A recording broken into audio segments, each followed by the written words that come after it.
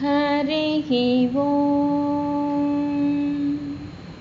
वक्रतुण्डमहाकाय कोटिसूर्यसमप्रभा निर्विघ्नं कुरु मे देव सर्वकार्येषु सर्वथा। नमः शिवाभ्यां नवनवनाभ्यां परस्परालिष्टवबुर्धराभ्यां नागेन्द्रकन्या वृषकेतनाभ्यां नमो नमः शङ्करपार्वतीभ्याम्।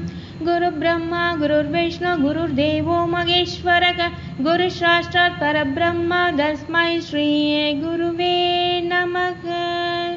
शान्ताकारं भुजगशयनं पद्मनाभं सुरेशं विश्वाधारं गगनशत्रुशं मेघवर्णं शुभाङ्गं लक्ष्मीकान्तं कमलनयनं योगिहृत्यानगम्यं वन्दे विष्णुं भवभयकरं सर्वलोकैकनाथम्।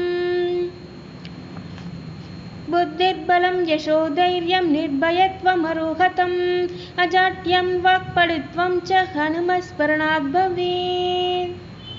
करचरणकृतं वा कायजं कर्मजं वा श्रवणनयनजं वा मानसं वा परागं विहितमविहितं वा सर्वमेतत्क्षमस्व। जय जय करुणाब्धे श्रीमहादेव शम्भो।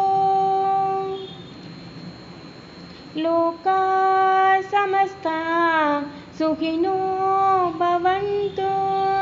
लोका समस्ता सुखिनो